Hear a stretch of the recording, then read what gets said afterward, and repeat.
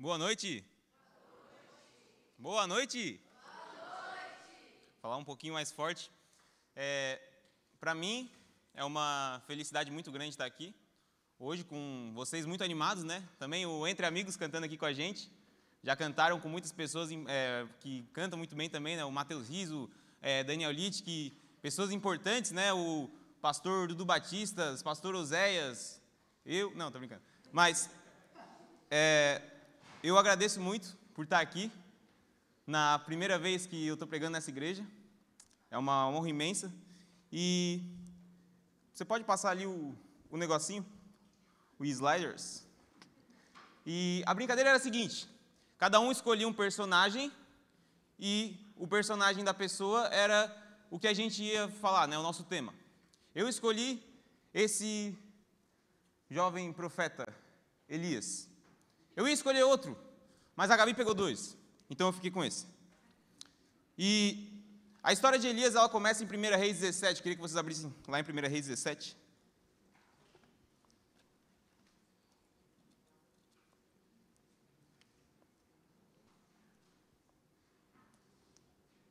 Quem achou, diga amém. 1 Reis 17, versículo 1 diz assim: Então Elias, o tesbita dos moradores de Gileade, disse a Acabe: Tão certo como vive o Senhor, Deus de Israel, a quem eu sirvo, não haverá orvalho, nem chuva nos próximos anos, a não ser quando eu disser. A história de Elias, ela é uma história que ela já começa com um personagem que não se foca na aparência dele, não se foca em quem ele é, e se foca assim tem um tempo ali. E se foca assim no que ele vai fazer. E a vida de Elias, ela é, em todos os sentidos, muito épica. 1 Reis 17, versículo 1, diz isso que eu acabei de falar. E a história de Elias, ela vai até 2 Reis, no capítulo 2. Então, é uma história muito longa, para a gente poder falar aqui, e a gente ficaria eu nem precisaria de pregar, né? É só ler aqui e não ia ter muita graça.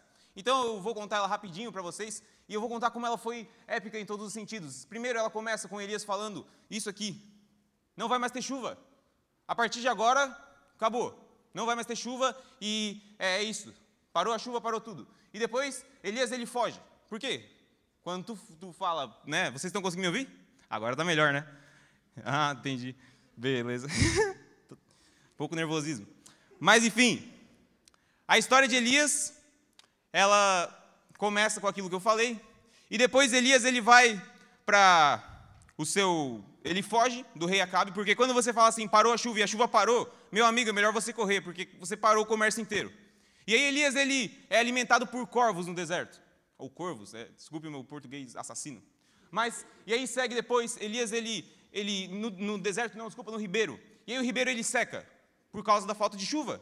O ribeiro vai secar uma hora. E nessa hora que o ribeiro seca, aparece um anjo para Elias. E esse anjo, ele fala assim: Elias, está na hora de você sair daí. Está na hora de você se encontrar com outra pessoa. E aí Elias, ele se encontra com essa outra pessoa. E o rei Acabe louco procurando ele. Elias, ele se encontra com a mulher. Essa mulher, ela era uma viúva que estava por ali nos arredores. E aí o filho dela, eles se conhecem, e é muito legal, porque Elias, ele pede comida para a mulher, e a mulher fala: não tenho nem para mim, vou ter para você. E aí Elias, ele fala assim: não, pode ir, pode confiar que vai dar certo. E aí vai lá e dá certo. É muito legal. E aí depois, a mulher... Vocês estão conseguindo me ouvir bem, né? Já ia. E aí depois a mulher, o filho dela adoece e morre.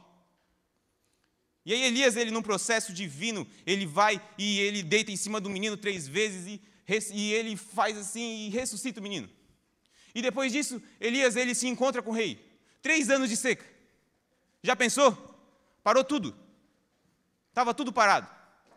E aí Elias, ele se encontra com esse rei e fala assim, o rei fala: é você mesmo, perturbador de Israel? Você que parou o comércio inteiro? E Elias, ele fala: sou eu. E eu tenho um desafio. Pode botar todos esses profetas pagãos, todos aqueles que fazem os cultos ao Deus Baal e os cultos ao Deus Aserá. 400 de Baal, 450 de Aserá, se não me engano. 850 profetas no total. Uma nação inteira. Uma região inteira seca atrás de um homem. E ele fala: esse é o meu desafio. Cada um vai ter um cordeiro. E esse cordeiro, eu vou botar ele aqui na mesa, vocês vão botar nas pedras de vocês, e quem fizer descer fogo dos céus, esse tem o Deus verdadeiro. E aí, os profetas Opa! E as pessoas, caramba, descer fogo dos céus? Bom, se ele não vai conseguir, eu também não consegui, não tem problema, né? Vamos lá. E aí, os profetas tentaram. Ficaram horas, se cortavam, faziam de tudo e davam o que podia fazer e não deu certo. Horas e horas tentando. E aí Elias, ele chegou perto do horário do sacrifício. Ele começou a montar as pedrinhas dele, restabeleceu um templo para o Senhor, chamou todo mundo. Ei, enche aqui, por favor, de água. Pode encher, e pode encher para transbordar. Enche, por favor. Daí a galera enchia. Não está cheio o suficiente. E aí ele ia e enchia de novo. Mais um pouquinho. E aí, Elias, ele ora. E quando ele ora, um fogo dos céus imenso desce e consome tudo. Lambe o cordeiro, lambe os ossos do cordeiro, lambe a água, lambe tudo.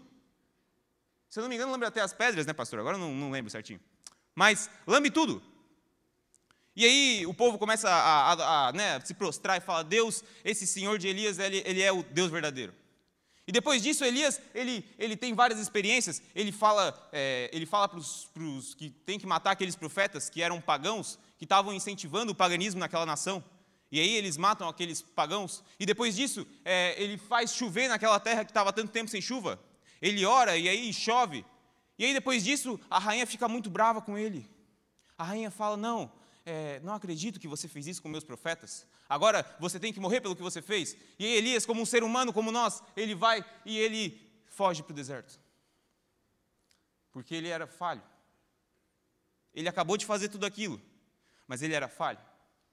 E depois disso, Elias, no deserto, pela misericórdia de Deus, um anjo vê ele. E vem e dá comida para ele e fala assim, olha, a sua caminhada a partir de agora vai ser longa, mas Deus está contigo, pode ir tranquilo. E aí Elias, depois disso, ele tem algumas outras experiências, ele decreta a morte de um rei, decreta a morte de outro rei, e aí um outro rei não aceita, e aí ele manda esse fogo dos céus e mata vários homens soldados, e, enfim, no fim de tudo, uma carruagem celestial leva Elias para o céu.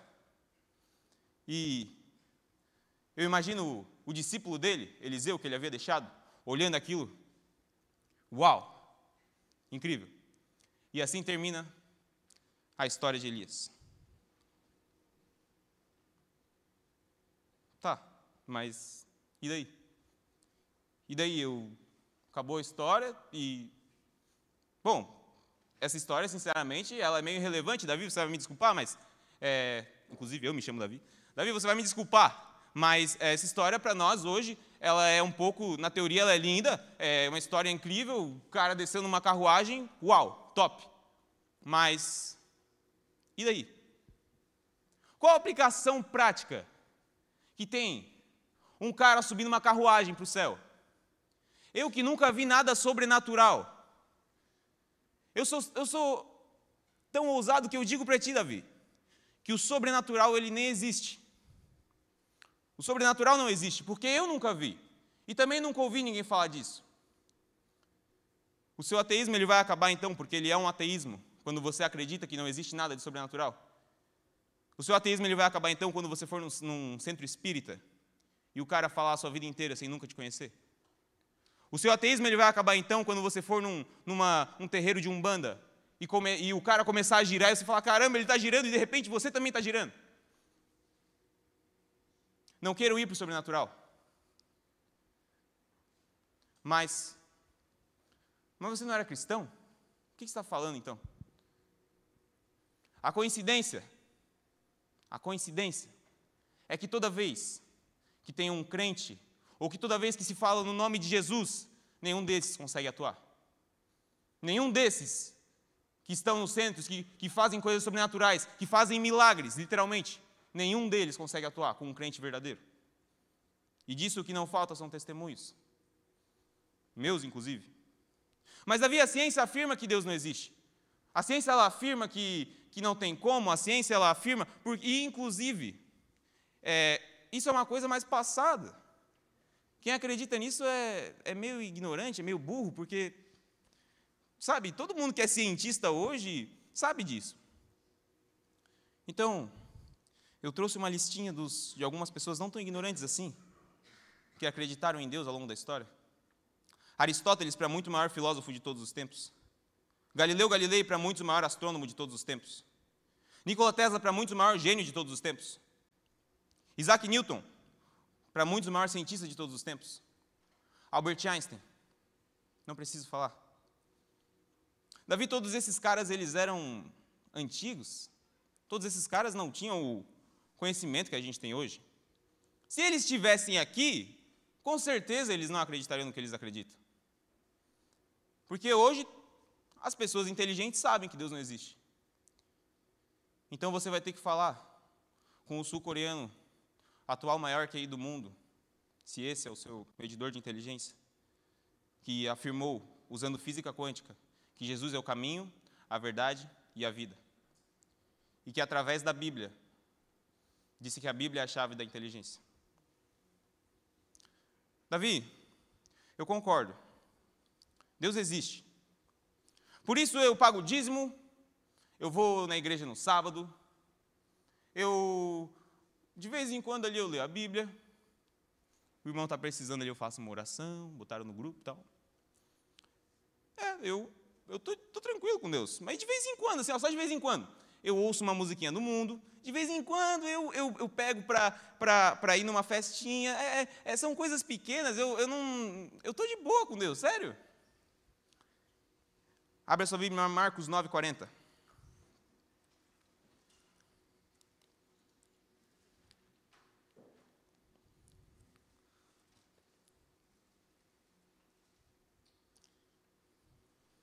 Quem achou, diga amém, porque eu não achei.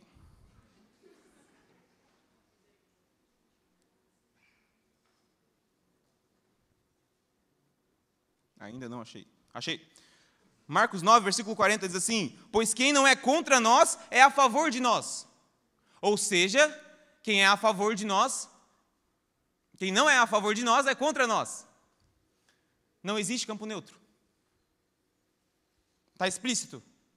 Não existe campo neutro. Cristo, ele é enfático.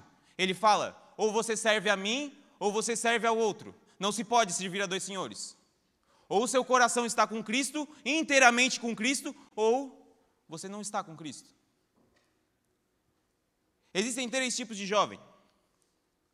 O espiritual, e eu não sei se vocês conseguem ler, peço perdão aos míopes da igreja, eu também sou um, graças a Deus estou aqui pertinho. Mas tem 3 tipos de jovem. Vou começar com o secularizado. Secularizado, a conduta dele, contra os radicais. Os radicais não, os radicais fazem errado. A frase que ele usa, não, tem nada a ver, isso aí pode. Estilo dele, liberal, tudo pode. De acordo que seja com o que eu penso. Foco dele, o prazer, hedonismo. A vida tem que ser vivida, gente. E nada a ver, só se vive uma vez. Sentimento dele de rebelião contra o sistema. Ele vai vencer, ele vai vencer a máquina. Princípio, racionaliza o que é espiritual. Tudo é racionalizado. E, de uma certa forma, claro, a fé tem que ser racional. Mas a partir do momento que ele não tem a resposta que ele quer, então está errado. Se ele não a obteve na hora que ele quis, então está errado.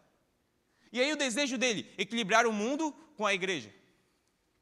E aí a gente vai para o religioso. Esse é tenso. Conduta. Radical com os outros. Não pode. Ei, não pode. Não, isso aqui não sabe. Não. O quê? Não sabe. Não. Não pode subir aqui com aquela vestimenta. Não pode. E ele não faz com amor. Ele faz com... E aí o estilo dele, conservador, claro. Tem que ser tudo como era. O foco dele na obediência. Ele tem que obedecer tudo e ao pé da letra. O sentimento dele de orgulho. Orgulho pelas coisas que ele faz, porque ele é um crente de verdade. Porque ele fala para todo mundo que ele é crente. Não, esse é um crente mesmo. O princípio dele, dogmatizar o que é espiritual. O que é espiritual e tem que ser cumprido daquele jeito. Desejo equilibrar a igreja de acordo com a visão dele. E aí a gente chega no espiritual. A pessoa que é espiritual. A conduta dele, radical, mas consigo mesmo. Não espera nada dos outros, ou muito pouco, mas dele, a entrega total. A frase que ele usa, quando ele vê as coisas se acabando: vamos orar. Porque isso é profético. Vamos orar. O estilo dele, o essencial. Também não vamos ser muito para lá, nem muito para cá, mas vamos fazer como Cristo nos mandou, com amor. Sentimento dele, indignidade. Não sou digno. Não sou digno de estar aqui hoje. Não sou digno de falar com vocês. Não sou digno de estar sentado nesse banco. Não sou digno de fazer essa oração. Não sou digno de pedir por esse irmão. Mas tu tens misericórdia de mim, Senhor. Obrigado. Princípio, ele vive aquilo que é espiritual. Não tem só uma coisinha que é errado.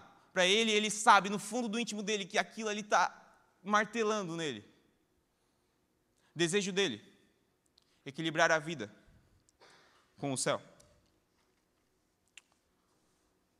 O que eu devo fazer então, Davi, para ser como esse jovem, como esse adulto, como esse cristão? Abra sua Bíblia em 1 Coríntios 10.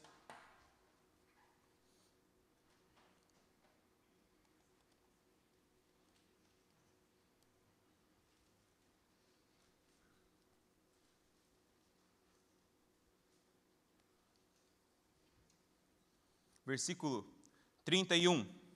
Amém? Estou ouvindo muitas folhas, eu acho que não é tão amém assim. Amém? Versículo 31 diz assim: portanto, se vocês comam, ou se vocês bebem, ou fazem qualquer outra coisa, façam tudo para a glória de Deus. Difícil, né? Caramba, tudo? Comer, beber. Meio tenso. Mas tá.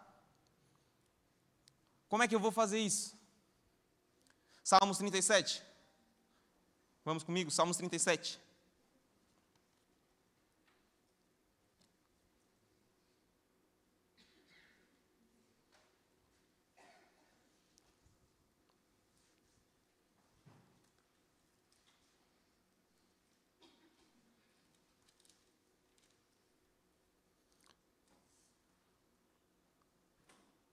Amém? Versículo 5 diz assim: entregue o seu caminho ao Senhor, confie nele, e o mais ele fará. Primeiro você entrega. Entrega. Dá na mão dele. Mas não entrega, fala, eu vou entregar, Senhor, eu te entrego. Não, de todo o coração, entrega mesmo. Aconteça o que acontecer, eu espero no Senhor, eu não serei abalado. Pode entregar, pode fazer o que você quiser, Senhor. A vontade é tua.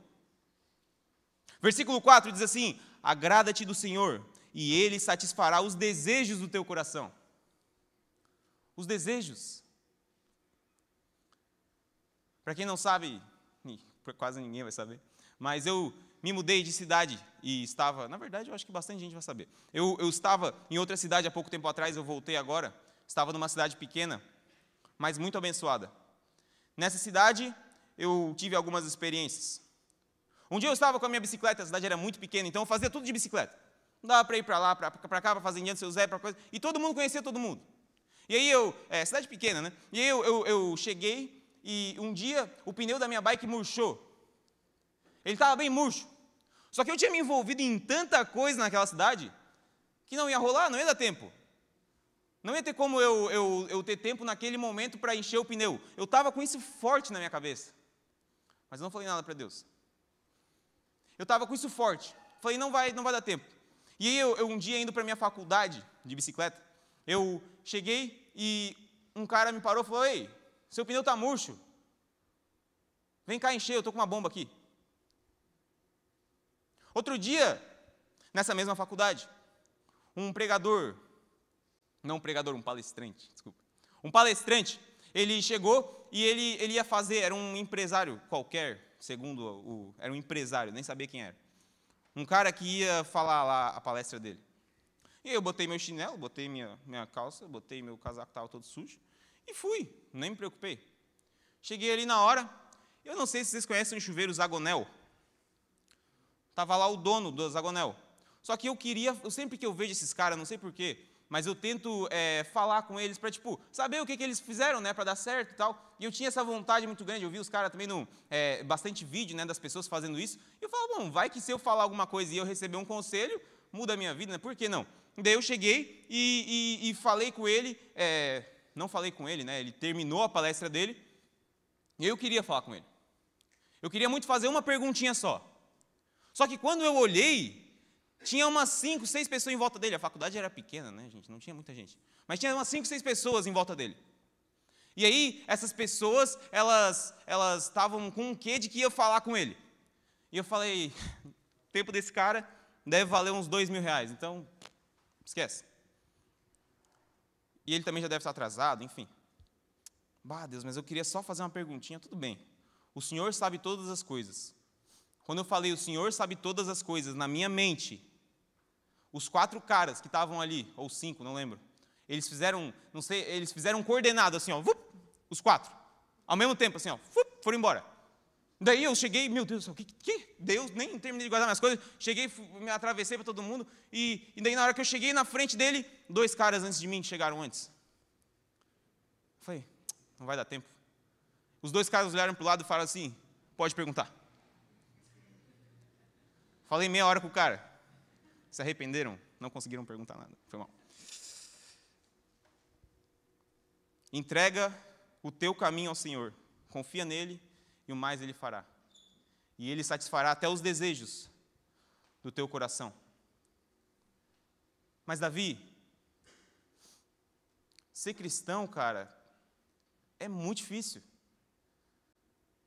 Eu já tentei tantas vezes, você não tem noção de quantas vezes eu já tentei. É muito difícil ser cristão. Eu estou batizado nessa igreja tem 1 ano e meio, mais ou menos. E a minha oração para Deus era a seguinte, Deus, me mostra um que tenha o teu Espírito Santo, e naquele irmão como Paulo, como os irmãos tinham de Paulo, eu posso me basear naquele. Me mostra um só, eu só quero um. Era um pedido simples, eu queria um só, que tivesse, o que eu sentisse que tinha o Espírito Santo. E a regra é que não podia ser pastor.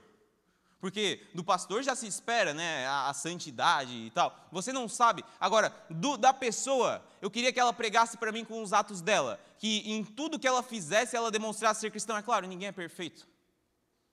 Mas eu queria isso. Eu não achei. E aí, eu cheguei na Bíblia. E lendo um texto, me deparei com um texto que dizia assim, não há um sequer que pratique o bem. Não há um sequer que faça, todos praticam o mal. Eu falei, bom, se todos praticam o mal é porque, né, enfim, deve ser isso. Todos praticam o mal, ninguém pratica o bem, é por isso que está essa situação, que eu não acho a pessoa. Deve ser isso. Mas dentro de mim tinha alguma coisa errada, porque eu vi o Novo Testamento. Tá, tudo bem, a igreja remanescente será uma igreja morna. Tudo bem, isso é profético. Agora, todos... E desculpa, eu não conheço todos vocês, não é uma crítica a todos vocês, mas eu não via, não encontrava. E graças a Deus, eu fui nessa cidadezinha que eu estava. Eu encontrei aquela pessoa. E em tudo que ele fazia, de alguma forma, me lembrava de Cristo. Tipo assim, era muito doido, ele era calmo, ele tinha uma paz assim dentro dele que não se explicava, e as pessoas em volta dele, ninguém tinha um A para falar do cara. Todo mundo falava bem do cara. E aí tu sentava do lado dele e ele começava a contar aqueles testemunhos. Cara, tu ficava assim, ó, de cara, porque ele era uns testemunhos assim absurdos, que tu ficava horas ouvindo ele assim, babando, meu Deus do céu, que legal. E eu fiquei de cara com ele. E um dia, numa roda de conversa, eu estava falando com ele, tranquilo, e ele me disse assim, ser cristão é muito fácil. Na hora eu me assustei. Como assim ser cristão é muito fácil? Você é o cara e está falando isso?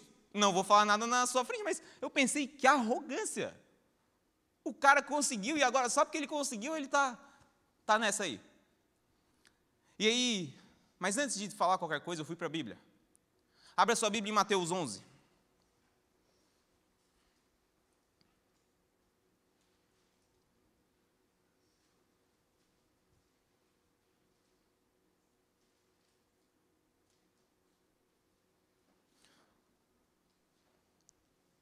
Mateus 11, versículo 28. Amém? Diz assim: venham a mim todos vocês que estão cansados e sobrecarregados, e eu vos aliviarei. Tomem sobre vós o meu jugo e aprendam de mim, porque sou manso e humilde de coração, e vocês acharão descanso para a sua alma, porque o meu jugo é suave e o meu fardo é leve. Está aqui. O fardo de Cristo ele é leve, ele não é um fardo pesado. E Tiago fala: resisti ao diabo e ele fugirá de vós. Maravilhoso. Quanto mais você resiste, melhor você fica em resistir. Maravilhoso. E aí, eu pensei bastante nisso. E eu fui naquele texto, lá em Mateus, que diz assim: aquele que tem, mais ainda será acrescentado. E aquele que não tem, até o que pensa que tem será tirado. Ou seja, para a pessoa que está lá embaixo, no mundo espiritual, ela vai ter que subir uma escadaria muito longa. Vai ser muito difícil. Mas quando ela começar a ter, quando ela começar a Cristo ser o centro da vida dela, quando ela conseguir aplicar isso, vai ficar cada vez mais fácil.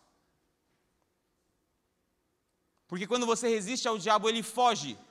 Você afugenta o inimigo. E você pode pensar: Davi, eu não sou capaz. Eu não sou capaz porque eu já tentei demais. Eu já tentei e não deu. Não deu. Olha, eu respeito a pessoa espiritual, eu respeito que ele seja desse jeito, eu respeito, mas não é para mim. Foi mal, estou fora. Porque eu não sou capaz.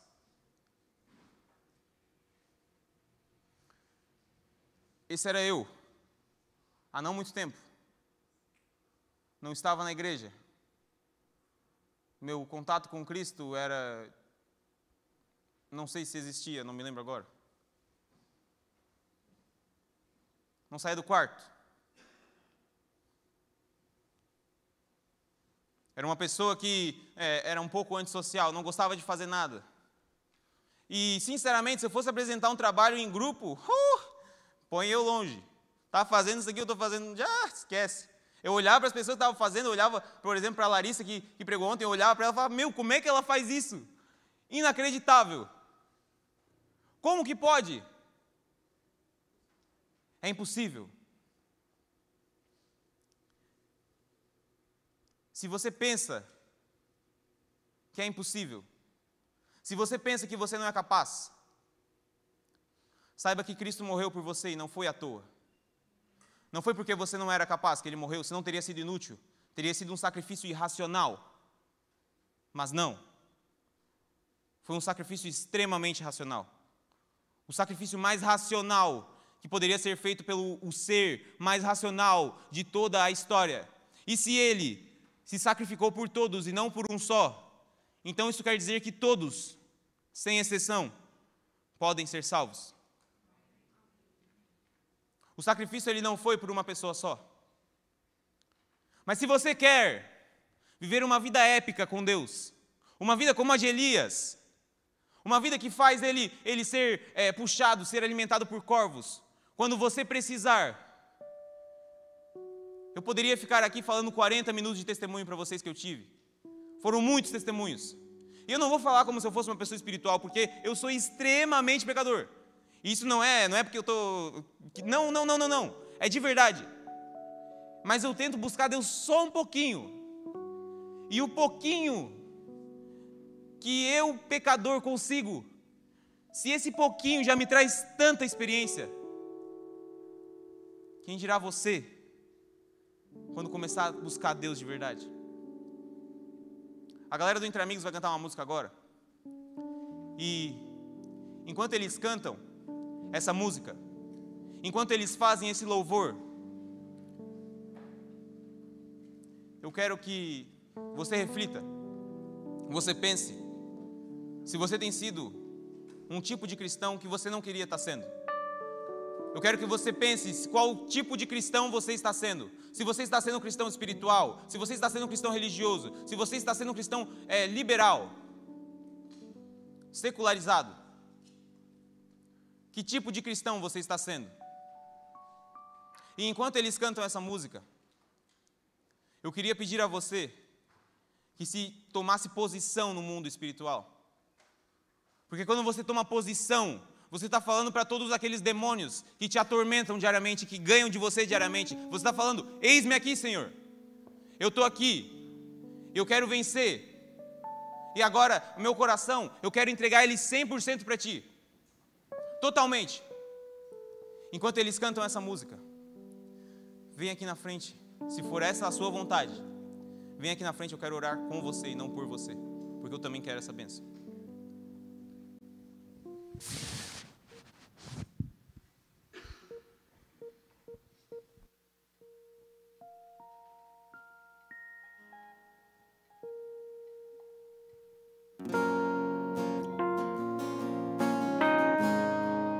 Fique em pé, que tudo que nós fazemos é por Ele. Bem conhecido, canta junto com a gente.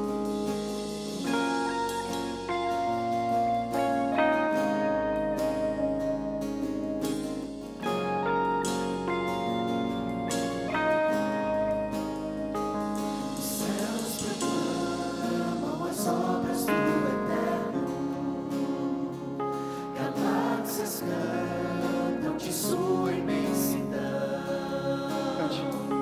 e uma voz